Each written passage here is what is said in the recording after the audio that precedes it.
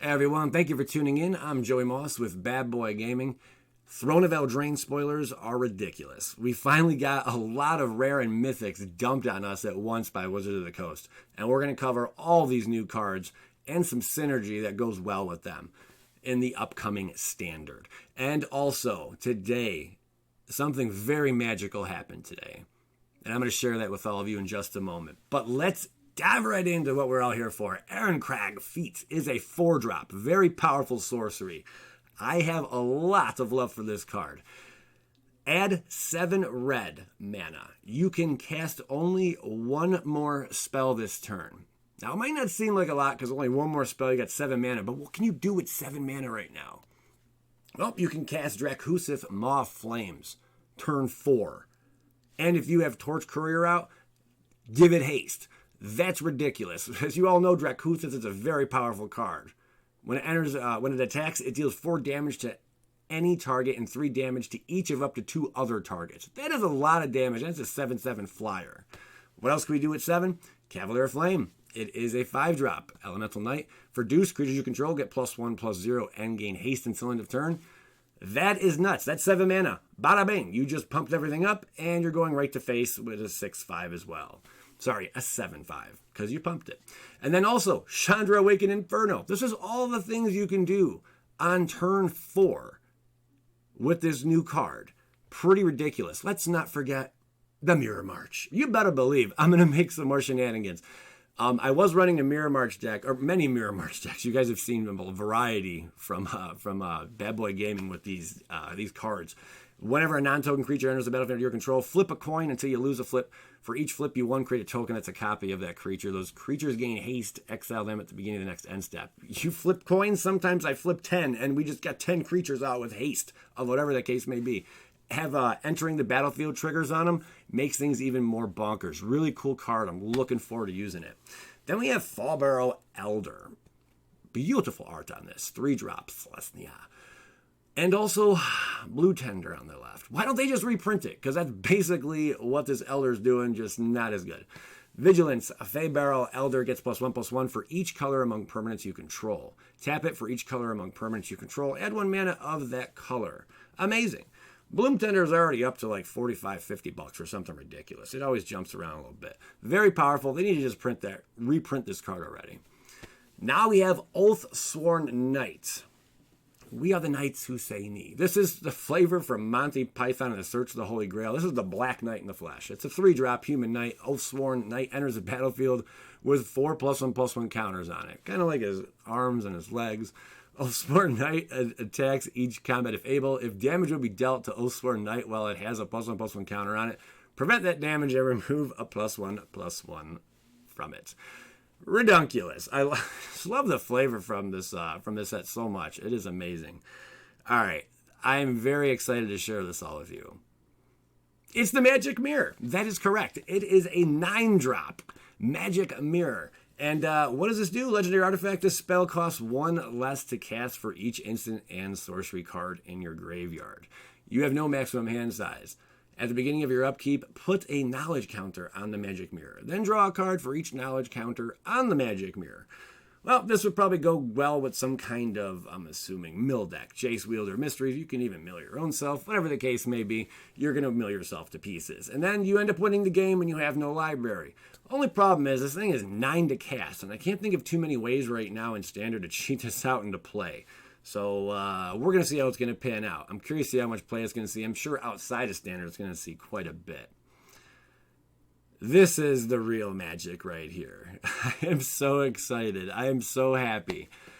Happiest day of my life. Jackson David was born. One of the happiest days of my life. I do have another son.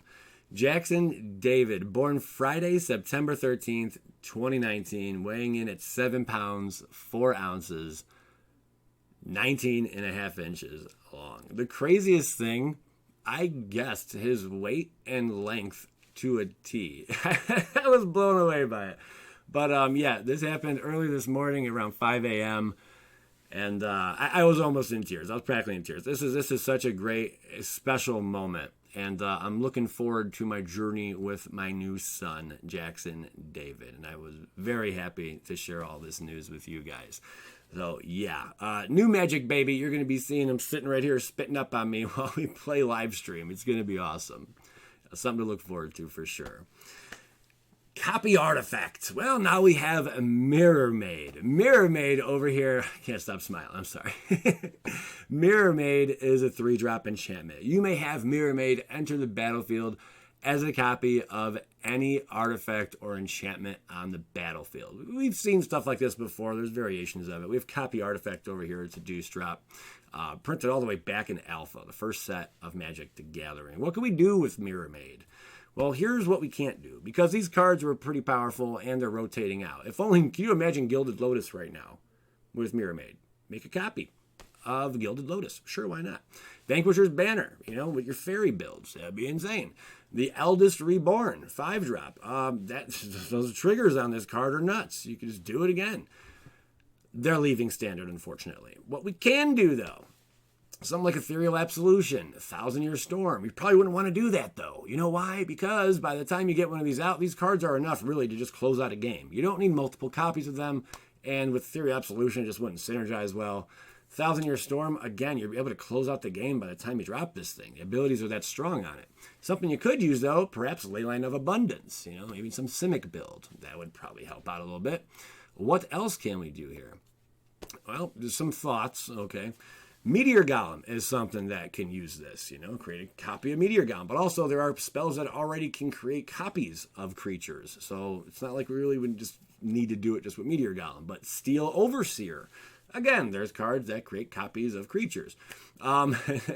And then we have Smothering Tithe over here. Now that is something that could give you a big payday. You start making copies of that thing. Very, very cool card. Just some ideas, throwing them out there.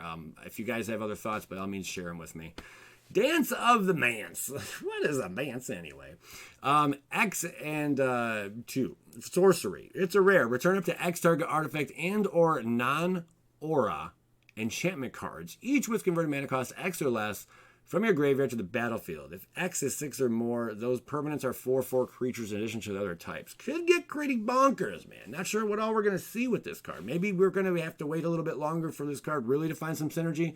I just threw Silent Submersible up there because I'm thinking maybe in some kind of deck where we're bringing stuff back from the graveyard and just having a whole bunch of shenanigans, whatnot, we can have a Silent Submersible in there. It does fit into the colors. When Silent Submersible deals combat damage to a player or planeswalker, draw a card. Maybe. Just maybe. Probably not, though. But who knows? Who knows? Maybe. Then we have Folio of Fancies. It's a deuce drop. Another very powerful card. It's a rare. Players have no maximum hand size. Oh, my gosh. Double X. Tap it. Each player draws X cards. And then for 3, tap it. Each opponent puts a number of cards equal to the number of cards in their hand from the top of their library into their graveyard. Wow, man. We are going to see a lot of mill strategy coming up in this meta. Watch out for mill. I can't stand mill. Honestly, I'm not too happy with this. Mill is such an annoying thing. I built a deck as a budget when I first made it. It was like a $20 budget deck. I think it's $30 budget right now. Infinite Mill, turn 1. Have at it. $30. It's in Modern. It's legal. It's crazy. Yeah, ridiculous. I hate Mill, though. Lock Dragon. That's actually the biggest video on the channel. Over like 800,000 views right now. Lock Dragon and Grumgully the Generous. Looks like a Smurf on some stuff. He's been eating those mushrooms in his hand. Yeah. Lock Dragon as a 4-drop creature dragon. Beautiful art on both these cards. It pops when you look at it. Whenever Lock Dragon enters the battlefield or attacks, you may discard a card if you do draw a card. Whole lot of this draw and discard going on. It's only a 3/2 though. Really, really easy to remove this. I'm not sure it's that great. Maybe in like limited and whatnot, but I'm probably wrong. I gotta be wrong about this 1,000,000,000%. I do like that it's a dragon. It's not a drake. Keep that in mind though. But it's just so easy to get rid of. I don't know. We're going to find out. We'll find out. Grumgully the Generous. This is a fun card. For 3, legendary creature, Goblin Shaman uncommon. Each other non-human creature you control enters the battlefield with an additional +1/+1 counter on it. It's a 3/3. Use like something like Rhythm of the Wild. Right? All your things just trigger up +1/+1s, or you can give them haste. That's a lot of fun. And spells can't be countered. I do have a feeling we're going to be seeing Rhythm of the Wild being more impactful this standard than it was in the past meta, or the current meta right now. What else we got? Stone Cold Serpent. I have a problem with this card, and I'll explain in 1 second. Now it's for X. Artifact Creature Snake. It has reach. It has trample. It has protection from multicolored. Enters the battlefield with X +1/+1 counters on it. So as much mana as you could dump into this thing is as powerful as it's going to get. And that is really, really cool. Plus there's other ways that you can make this even more powerful. Your Overseer and whatnot. Here's my qualm. Why does it have reach? Since when does a snake have reach? And now some of you are thinking to yourself, well, Joey Moss, it can slither up a tree. And now it can only reach as high as the canopy. So why don't Hydras have haste then? I can't get this out of my mind. Why does a snake? A snake is the last thing I would think would have reach. What? Because it goes like this from a tree? Like one of those flying tree snakes? That's all it could really do. That's not reach, you know? An arrow, a bow and arrow, shooting like, 1,000, 2,000 feet in the air. That has reach. This snake should not have reach. I'm just throwing it out there. I do think this is a very powerful card, though. Hydra lives matter, and Hydra should all have reach. If you're going to put this, if you're going to make this with reach, you might as well make Hydras a reach. I just don't get it. They should change all the rules on Hydras. Moving on. I do like the card, though. I'm going to use it in decks for sure. Ferocity of the Wilds is a 3-drop enchantment attacking non-human creatures you control. Get +1/+0 and have trample. That could be used a little bit. I'm thinking more so in limited, though. It's just not that strong. Plus, we already have we have planeswalkers out there that do this exact thing and also can ramp you and have your creatures fight other creatures, and that's in Gruul colors. Maybe if you wanted this just in a mono red deck, maybe. It's just really not that powerful. Definitely not going to see any play outside of standard. I highly doubt it would. Barge in. But the fact that, then again, attacking non-human creatures you control, get +1/+0 and have trample. Maybe. This is not, maybe. It's maybe. Probably. Barge in is a 1-drop instant. I'm sorry, but I had so many mixed emotions on that. I had 1 hour of sleep last night, guys. I'm not complaining. So if my thoughts are a little flustered on this, that's the reason why. Target attacking creature gets +2/+2 until end of turn. Each attacking non-human creature gains trample until end of turn. Sure, not too bad. These cards are both very kind of similar. Moving along, we have Fervent Champion. This one was spoiled yesterday. It's like a Jedi, basically. The old Sith, man. It's a 1-drop. Very powerful. This is going to be a standard staple for the next 2 years. Get used to seeing it. First strike and haste. Whenever Fervent Champion attacks, another target attacking knight you control gets +1/+0 until end of turn.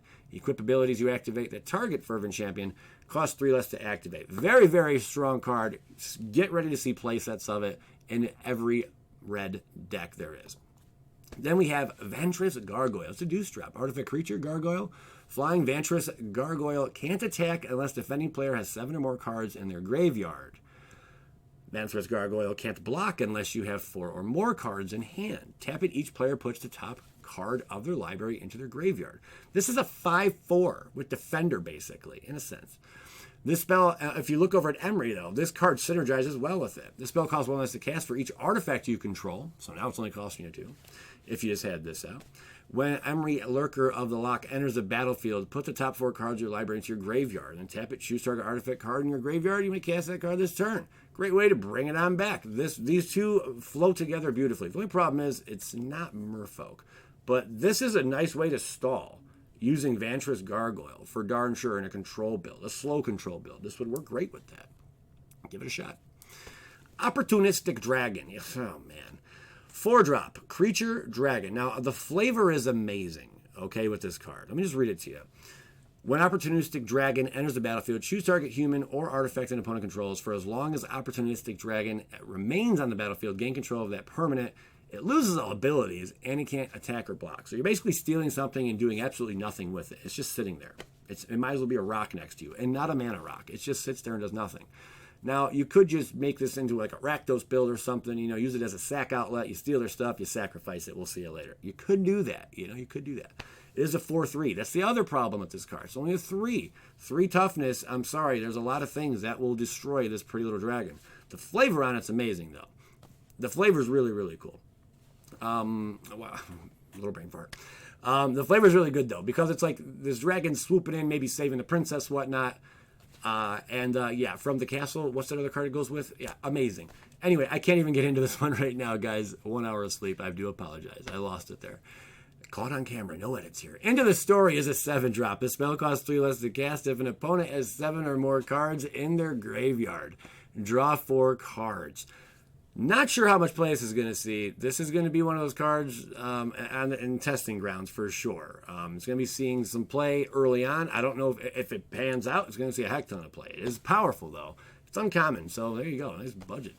Epic Downfall, I think, is going to be one of the more impactful cards in this standard. It's only an uncommon for Deuce, Sorcery, exile target creature with converted mana cost 3 or greater. There's a lot of threats that are 3-drops out there. This card will just get rid of them, and get rid of them for good, exiling them. Bonecrusher Giant, 3-drop.